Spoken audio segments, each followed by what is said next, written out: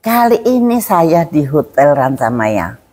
Di sini saya sebetulnya dalam rangka raker bagian kardiologi FKUI ya. Jadi kita biasanya tiap tahun ada raker pengajar-pengajar di sekolah spesialisasi penyakit jantung gitu.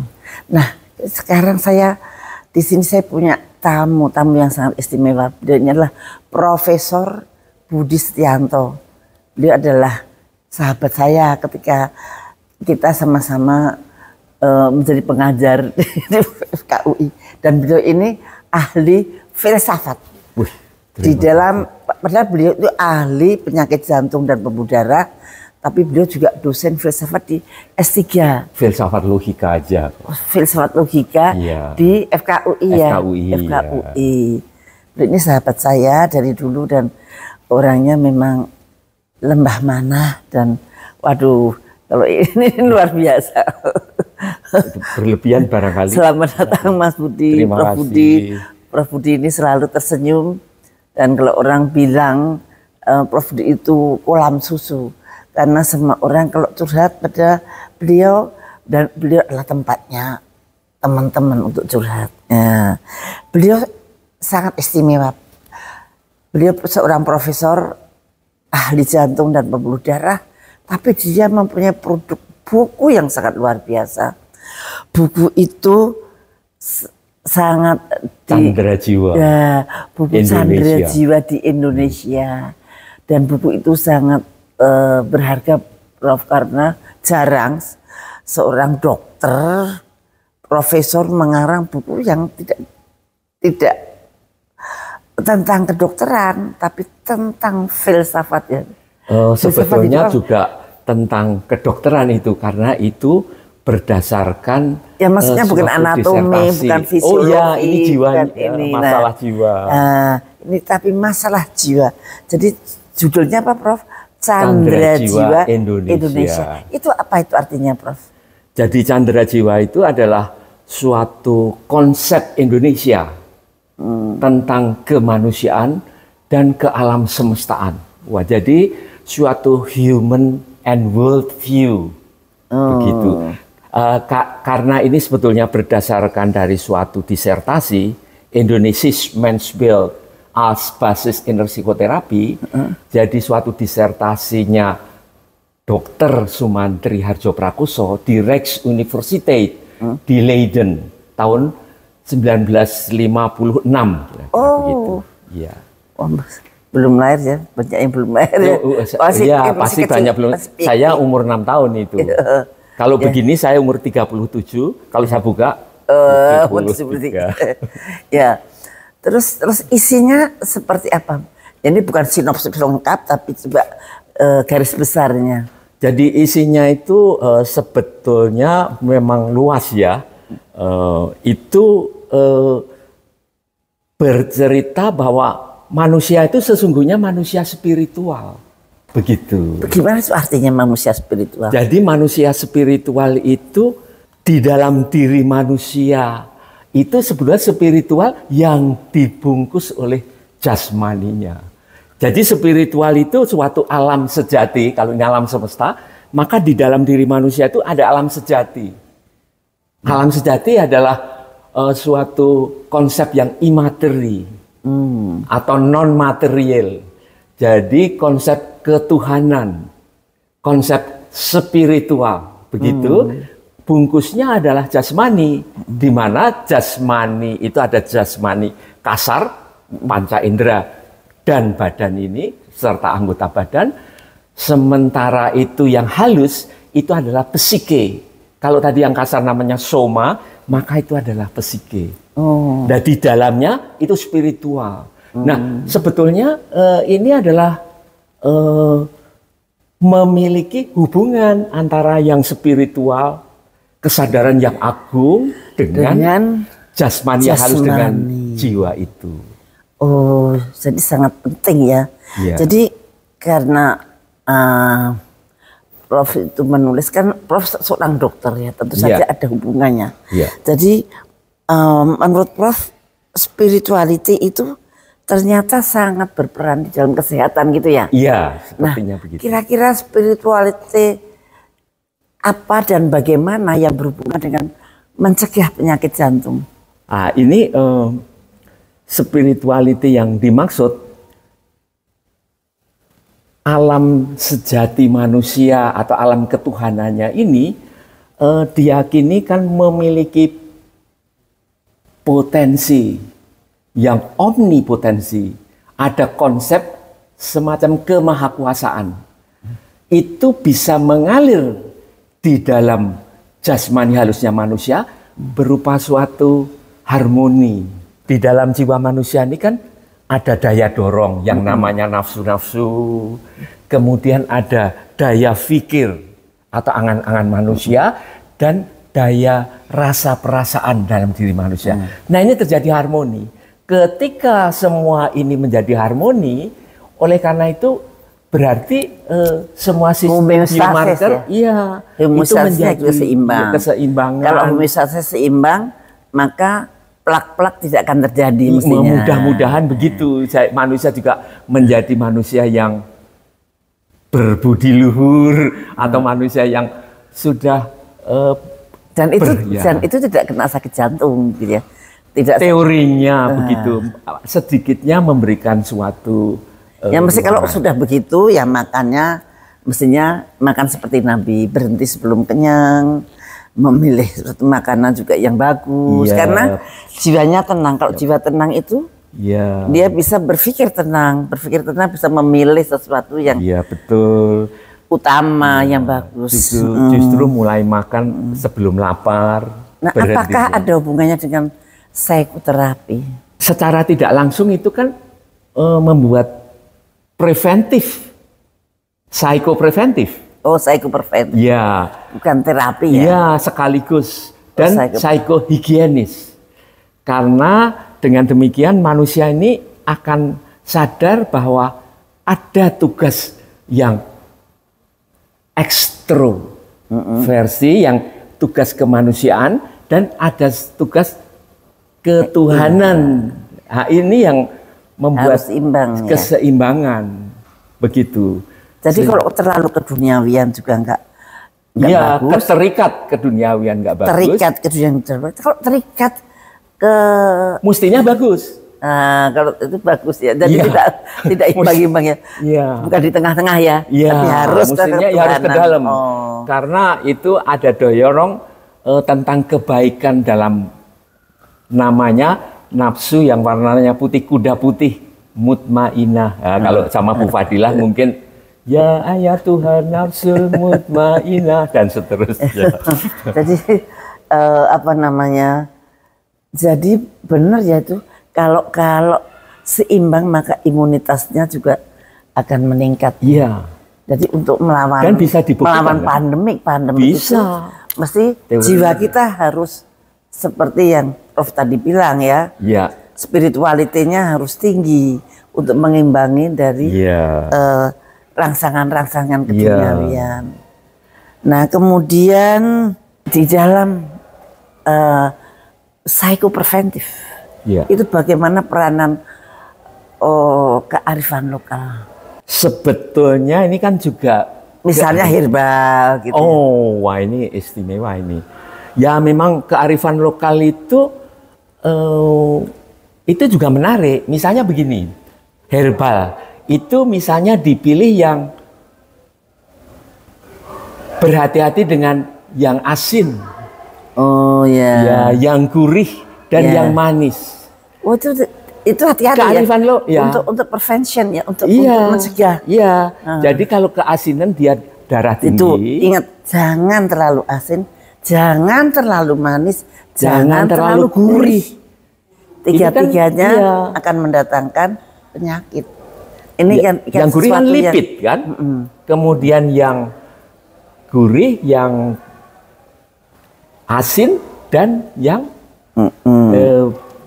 manis. Manis kan sakit gula. Ada dua lagi, Ibu, yaitu yang pahit. Perlu ditambahkan karena kalau yang pahit boleh. Itu antioksidan. Loh ini kan kearifan lokal kan. Sebetulnya yang pahit-pahit semua obat bahkan ke arah yang pahit. Brotowali. Ya, Brotowali. Anda perhatikan yang rasa pahit itu, ini kearifan lokal ya, itu adalah antioksidan. Dan satu lagi, kecut. Oh.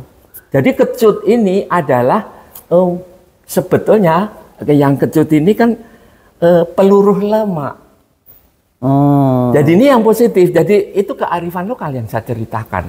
Jadi jangan terlalu asin, jangan terlalu manis, jangan terlalu gurih, boleh pahit dan boleh kecut. Iya. Oh, aduh. Jadi sampai ini saya kalau minum kopi begitu. Ya, sampai saya memilih itu. Kalau kadang-kadang kan aneh kan. Oh, saya minum kopi susu kok saya kasih sedikit garam, saya kasih itu bisa bisa unik ini. Itulah uniknya yang namanya Profesor Budi Setianto. Nah, itu konsep apa itu, Bro? Oh, ini sebetulnya itu tadi konsep tentang harmoni rasa yang menyehatkan badan. Ya. Ya kan? Oleh siapa itu? Ini oleh Raden Sunarto Mertowardoyo. Oh. Ini Piriyayi Solo. Beliau ini juga penulis. Yang istimewa sebetulnya itu beliau menulis serat Sasongko Jati.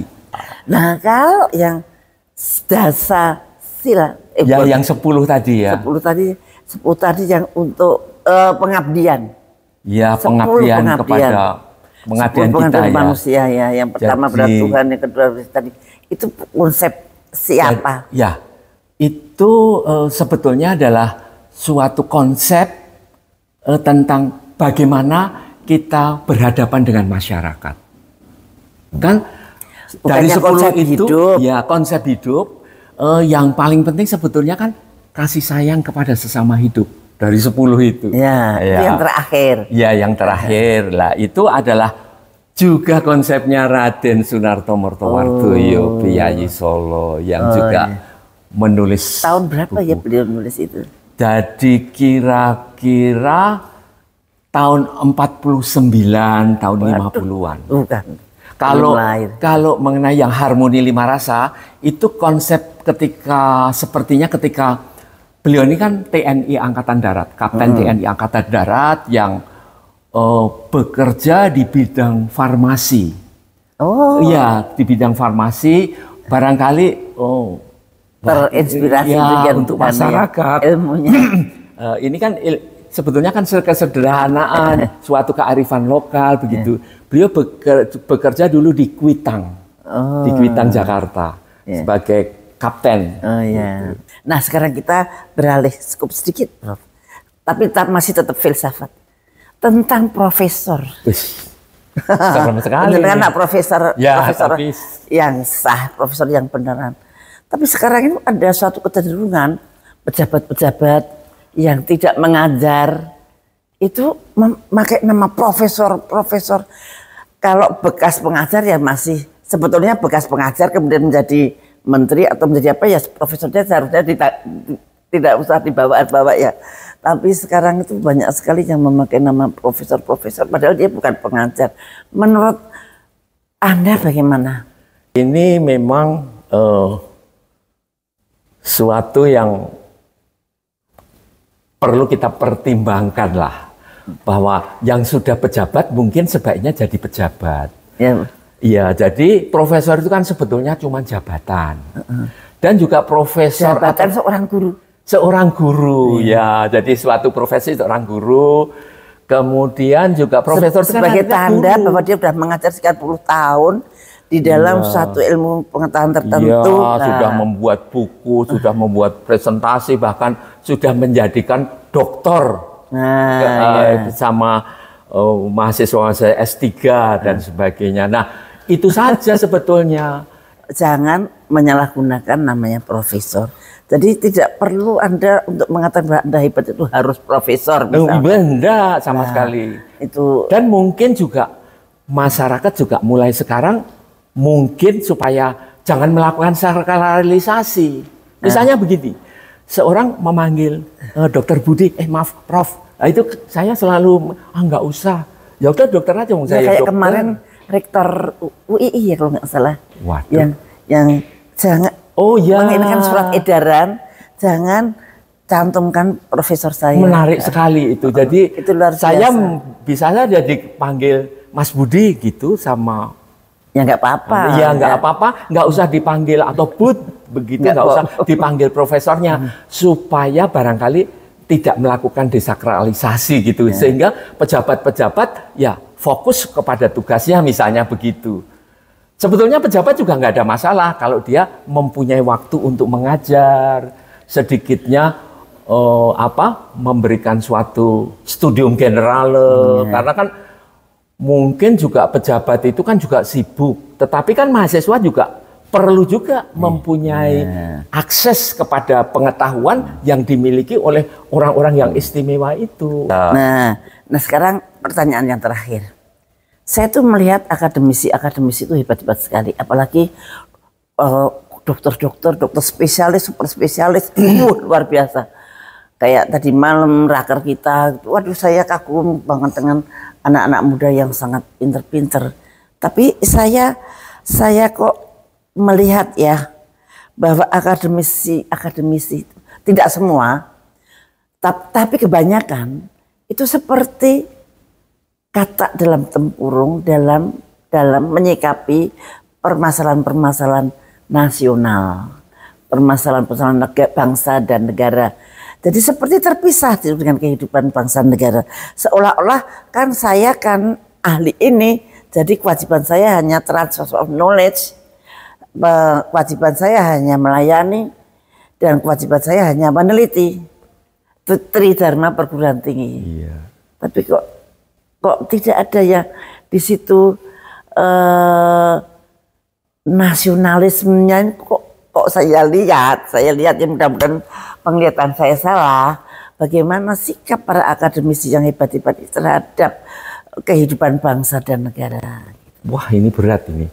Berarti bahwa sesungguhnya dalam hidup kita, berkiprah kita kepada di dalam masyarakat itu mungkin harus punya kepentingan yang pertama, misalnya berbakti kepada Tuhan yang Maha Kuasa misalnya.